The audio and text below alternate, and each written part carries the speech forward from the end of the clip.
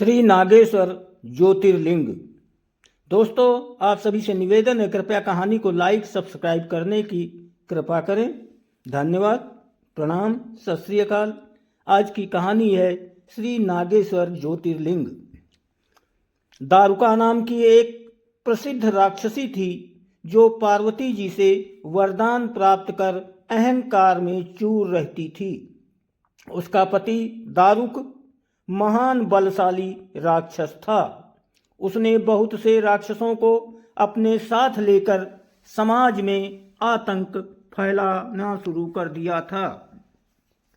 वो यज्ञ आदि शुभ कर्मों को नष्ट करता हुआ संत महात्माओं का संहार करता था। वो प्रसिद्ध धर्मनाशक राक्षस था।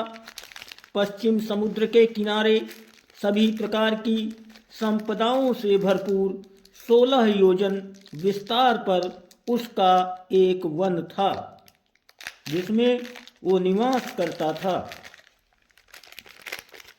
दारुका जहाँ भी जाती थी विध उपकरणों से सुसज्जित वो उल्लास के लिए साथ साथ ले जाती थी। महादेवी पार्वती ने उस वन की देखभाल का दायित्व दारुका को ही सौंपा था, जो उनके वरदान के प्रभाव से उसके ही पास रहता था। उससे पीड़ित आम जनता ने महर्षि और के पास जाकर अपना कष्ट सुनाया। शरणागतों की रक्षा का धर्म पालन करते हुए महर्षि और ने राक्षसों को श्राप दे दिया। उन्होंने कहा कि जो राक्षस इस पृथ्वी पर प्राणियों की हिंसा और यज्ञों का विनाश करेगा उसी समय वो अपने प्राणों से हाथ धो बैठेगा।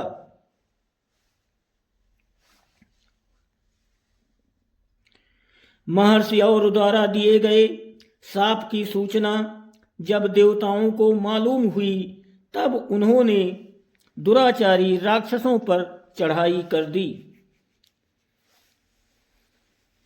राक्षसों पर भारी संकट आ पड़ा। यदि वे युद्ध में देवताओं को मारते हैं तो शाप के कारण स्वयं मर जाएंगे, और यदि उन्हें नहीं मारते हैं तो पराजित होकर स्वयं भूखों मर जाएंगे। उस समय दारुका ने राक्षसों को सहारा दिया और भवानी के वरदान का प्रयोग करते हुए वो संपूर्ण वन को लेकर समुद्र में जा बसी। इस प्रकार राक्षसों ने धरती को छोड़ दिया और निर्भयता पूर्वक समुद्र में निवास करते हुए वहां भी प्राणियों को सताने लगे। एक बार धर्मात्मा और सदाचारी सुप्रिय नामक शिवभक्त वैश्य था। जब वो नौका पर सवार होकर समुद्र में जल मार्ग से कहीं जा रहा था, उस समय दारुक नामक एक भयंकर बलशाली राक्षस ने उस पर आक्रमण कर दिया।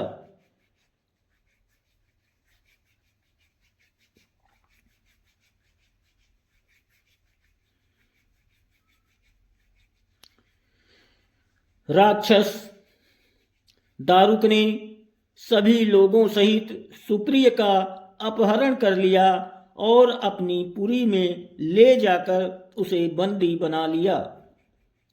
चूंकि सुप्रिय शिवजी का अनन्य भक्त था, इसलिए वो हमेशा शिवजी की आराधना में तन्मय रहता था।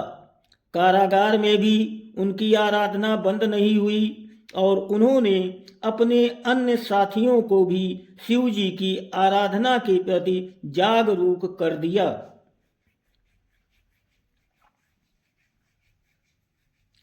वे सभी शिव भक्त बन गए। कारागार में शिव भक्ति का ही बोलबाला हो गया। जब इसकी सूचना राक्षस दारुक को मिली तो वो क्रोध में उबल पड़ा। उसने देखा कि कारागार में सुप्रिय ध्यान लगाए बैठा है, तो उसे डांटते हुए बोला, हे वैश्य, तू आंखें बंद करके मेरे विरुद्ध कौन सा षड्यंत्र रच रहा है? वो जोर जोर से चिल्लाता हुआ धमका रहा था। इसका उस पर कुछ भी प्रभाव न पड़ा।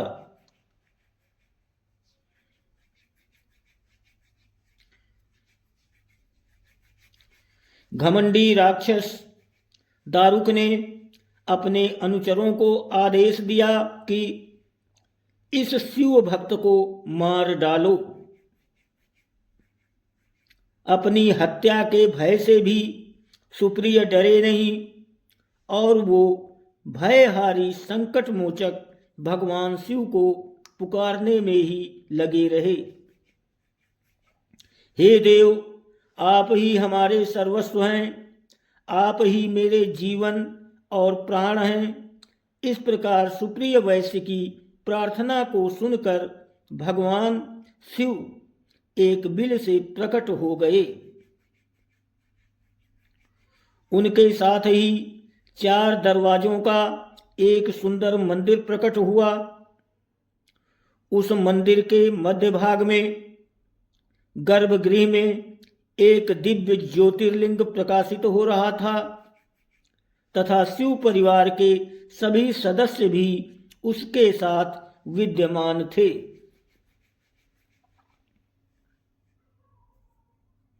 वैश्य परिवार सहित उस ज्योतिर्लिंग का दर्शन किया।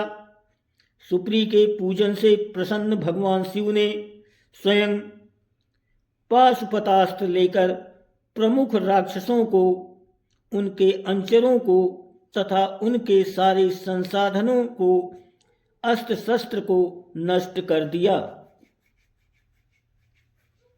लीला करने के लिए स्वयं शरीर धारण करने वाले भगवान शिव ने अपने भक्त सुप्रिय आदि की रक्षा करने के बाद उस वन को भी ये वर दे दिया कि आज से इस वन में ब्राह्मण, क्षत्रिय, वैश्य तथा शूद्र, इन 4 वर्णों के धर्मों का पालन किया जाएगा। इस वन में शिव धर्म के प्रचारक श्रेष्ठ ऋषि मुनि निवास करेंगे और यहाँ तामसिक दुष्ट राक्षसों के लिए कोई स्थान न होगा। राक्षसों पर आए इसी भारी संकट को देखकर राक्षसी दारुका ने दीन भाव से देवी पार्वती की स्तुति की। उसकी प्रार्थना से प्रसन्न माता पार्वती ने पूछा, बताओ मैं तेरा कौन सा प्रिय कार्य करूं? दारुका ने कहा, मां, आप मेरे कुल की रक्षा करें।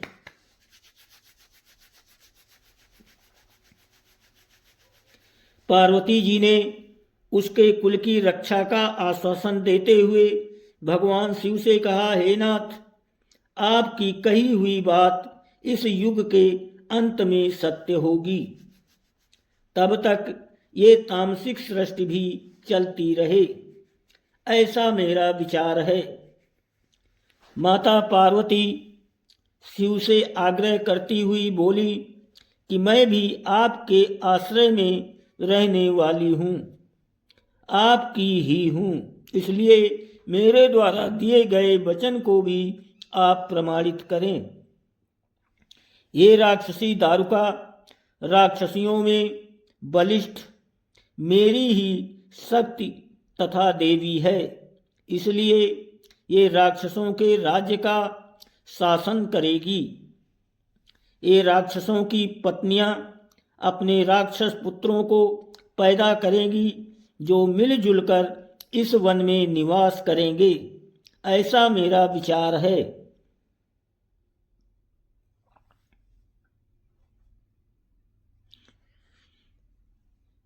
माता पार्वती के उक्त प्रकार के आग्रह को सुनकर भगवान शिव ने उनसे कहा, प्रिय, तुम मेरी भी बात सुनो। मैं भक्तों का काफी सुरक्षा के लिए प्रसन्नतापूर्वक यहीं निवास करूंगा।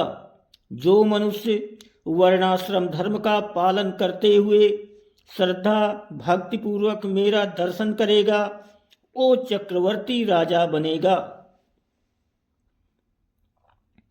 कलयुग के अंत में तथा सतयुग के प्रारंभ में महासेन का पुत्र वीरसेन राजाओं का महाराज होगा। वो मेरा परम भक्त तथा बड़ा पराक्रमी होगा। जब वो इस वन में आकर मेरा दर्शन करेगा उसके बाद वो चक्रवर्ती सम्राट हो जाएगा।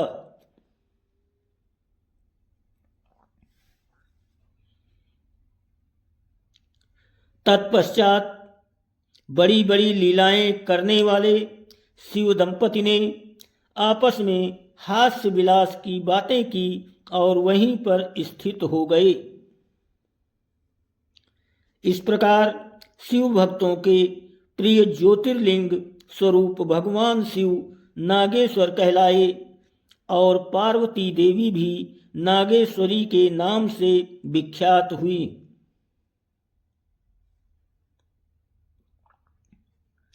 इस प्रकार शिव ज्योतिर्लिंग के रूप में प्रकट हुए हैं जो तीनों लोकों की कामनाओं को पूर्ण करने वाले हैं। नागेश्वर ज्योतिर्लिंग के दर्शन करने के बाद जो मनुष्य उसकी उत्पत्ति और महात्म्य संबंधी कथा को सुनता है वो समस्त पापों से मुक्त हो जाता है तथा संपूर्ण भौतिक और अध्यात्म सुखों को प्राप्त करता है। फेसबुक देखने, सुनने और पढ़ने वाले सभी भाइयों से अनुरोध है कृपया कहानी को लाइक और फॉलो जरूर करें। दोस्तों कितना समय लगता है, कृपया कर दिया करो। धन्यवाद, प्रणाम।